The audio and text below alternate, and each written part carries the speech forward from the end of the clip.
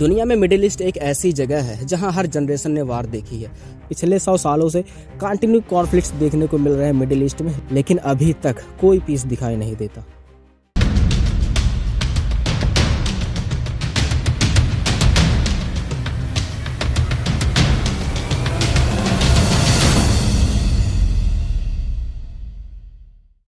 Middle east में अगर गलती से भी पीस मेंटेन हुआ तो कई कंट्रीज की तो रातों की नींद उड़ जाएगी।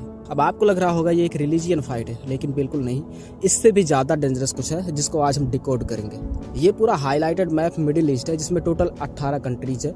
इसकी कहानी 100 साल पहले से शुरू होती है जब ऑटोमन एम्पायर एग्जिस्ट करता था। इसके अंदर इराक, सीरिया, पैलेस्टाइन, जॉर्डन, ये सारे कंट्रीज इसके अंदर आते थे। 600 सालों तक ये सारे कंट्रीज ऑटोमन एम्पायर के अंडर थे। और जब 1914 में वर्ल्ड वार 1 शुरू हुआ, उस टाइम पे ऑटोमन एम्पायर में यंग तुर्की गवर्नेंस थी। एक्चुअली वर्ल्ड वार 1 के पहले ऑटोमन एम्पायर के अंदर ही कुछ कॉन्फ्लिक्ट शुरू हो गए थे। ऑटोमन एम्पायर पहले किसी भी देश की तरफ नहीं था वर्ल्ड वार 1 में, लेकिन बाद में इसके साथ स्कैम हो गया। जब वर्ल्ड वार 1 हो रहा था तो ऑटोमन एम्पायर को लगा कि जर्मनी जीत रहा है और ये फिर जर्मनी के साइड हो गए। लेकिन जब वर्ल्ड वार 1 खत्म हुआ तो जर्मनी हार गया और वहीं पूरा ऑटोमन एम्पायर टूट गया। और फिर ब्रिटेन और फ्रांस ने, जो कि वर्ल्ड वार 1 के विनर थे, उन्होंने ऑटोमन एम्पायर को क्या किया, कई देशों में तोड़ दिया, जैसे इराक, सीरिया, पैलेस्टीन और जॉर्डन। और सबसे ज्यादा हैरान कर देने वाली बात, इन्होंने इन देशों के बॉर्डर्स को खुद ही डिसाइड किया। इन्होंने सारे कम्युनिटीज को मिक्स कर दिया और यही चीज आज तक का सबसे बड़ी प्रॉब्लम बनी हुई है। एक ही कंट्री में मल्टीपल कम्युनिटीज, जैसे इराक में शिया, सुन्नी और कुर्द्स की अपनी कोई कंट्री नहीं है और ये मल्टीपल कंट्रीज में है, जैसे तुर्की, इराक, सीरिया। और ये लोग अक्सर अपने लिए अलग देश की डिमांड करते हैं, जिसकी वजह से इंटरनल कॉन्फ्लिक्ट्स भी देखने को मिलते हैं इन देशों के बीच। अगली बड़ी प्रॉब्लम एक लेवल और ऊपर है, शिया सुन्नी कॉन्फ्लिक्ट। इस्लाम में 2 तरह की कम्युनिटीज होती है, एक शिया और सुन्नी, और इन दोनों मामलों में ईरान की एंट्री होती है, जो कि शिया मेजोरिटी कंट्री है। उसके अपोजिट साइड सऊदी अरब और आसपास के जो कंट्रीज है वो सुन्नी मेजोरिटी के हैं। होता यह है कि मोहम्मद के मौत के बाद सुन्नियों का ये मानना था मुसलमान इकट्ठा होकर अपने अगले उत्तराधिकारी को चूज करें, जबकि शियाओं का मानना ये था कि पैगंबर मोहम्मद के मौत के बाद अली को उन्होंने अपना उत्तराधिकारी चुना था। और इसीलिए आज भी शिया और सुन्नी में इस बात से ज़्यादा कॉन्फ्लिक्ट होता है कि ज़्यादा सुपीरियर कौन है। अब ये खुद तो झगड़ लेते हैं, लेकिन जब बात आती है इजराइल की तो ये सारे कंट्रीज एक तरफ हो जाते हैं। इजराइल पूरे मिडिल ईस्ट में एक सिंगल यहूदी कंट्री है। पूरे मिडिल ईस्ट में इजराइल और ईरान बहुत ज़्यादा इन्फ्लुएंस रखते हैं और दोनों एक दूसरे के कट्टर दुश्मन भी है। और अभी आजकल आप दोनों के बीच कॉन्फ्लिक्ट तो देख ही रहे हो। लेकिन इंटरेस्टिंग बात यह है, दोनों पहले से ही दुश्मन नहीं थे। 1948 में इजराइल के बनने के बाद सबसे पहले ईरान ने ही उसको एक कंट्री के रूप में रिकॉग्नाइज किया था। और आज हालत यह है कि दोनों एक दूसरे को देखना नहीं चाहते।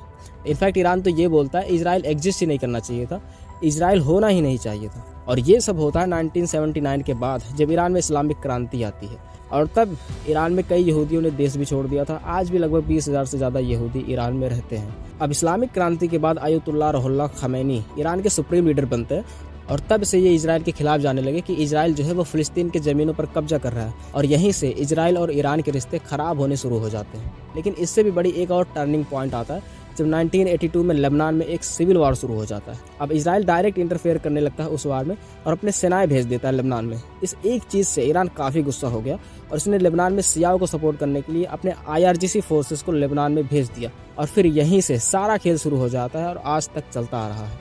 लेकिन ये पूरी कहानी एक और किरदार के बिना अधूरी लग रही है, वो है अमेरिका। जब ईरान में इस्लामिक रेवोल्यूशन होता है उससे जस्ट पहले तक ईरान और अमेरिका के रिश्ते काफ़ी अच्छे थे और रजा पहलवी उस टाइम पर ईरान के PM थे। और उसी टाइम पे अमेरिकी और ब्रिटिश ऑयल कंपनीज ईरान से ऑयल निकाला करते थे। सब कुछ ठीक चल रहा था। लेकिन इस्लामिक क्रांति के बाद आयतुल्लाह रुहुल्लाह खमैनी ने सारे अमेरिकी और ब्रिटिश कंपनियों को वहां से भगा दिया। रजा पहलवी भी देश छोड़कर भाग गए और इसीलिए तब कई कट्टरपंथियों ने अमेरिका के दूतावास, जो कि तेहरान में था, उस पर अटैक करके 52 US ऑफिसर्स को बंधक बना लिया और 444 दिन तक बंधक बनाकर रखा। और अमेरिका से ये मांग की कि रजा पहलवी को ईरान वापस भेजो, उनको सजा दिया जाएगा, क्योंकि रजा पहलवी प्रो अमेरिका थे। उस टाइम पर US के प्रेसिडेंट जिमी कार्टर थे। इन्होंने एड़ी से चोटी तक का जोर लगा लिया, लेकिन US सिटीजन्स को ईरान से छुड़ा नहीं पाए। बाद में रोनाल्ड रीगन US के नए प्रेसिडेंट बनते हैं और US और ईरान के बीच एक एग्रीमेंट होता है। इस एग्रीमेंट का नाम था अल्जीरियस अकॉर्ड्स। तब जाकर ईरान ने US ऑफिसर्स को छोड़ा था। तब से आज तक US में जो भी प्रेसिडेंट आता है वो ईरान के खिलाफ कुछ ना कुछ जरूर करता है, क्योंकि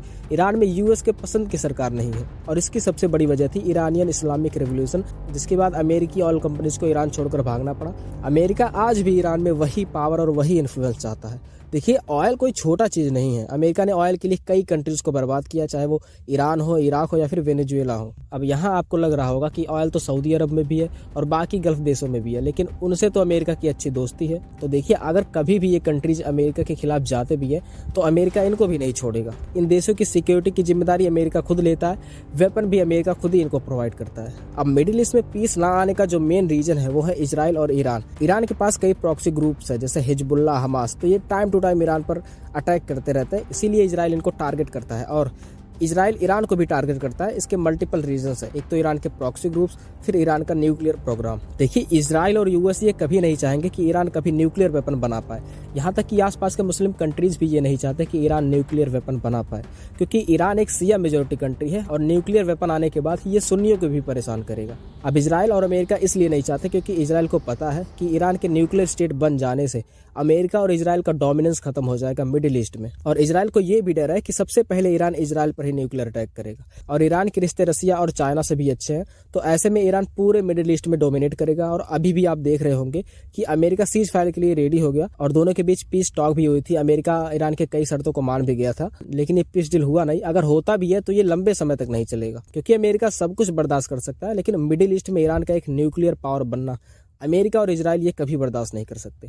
बाकी इससे रिलेटेड एक और वीडियो मैंने बनाई है, टाइम हो तो उसको भी जरूर चेकआउट कर लेना। वीडियो वैल्यूएबल लगे तो सब्सक्राइब जरूर करना।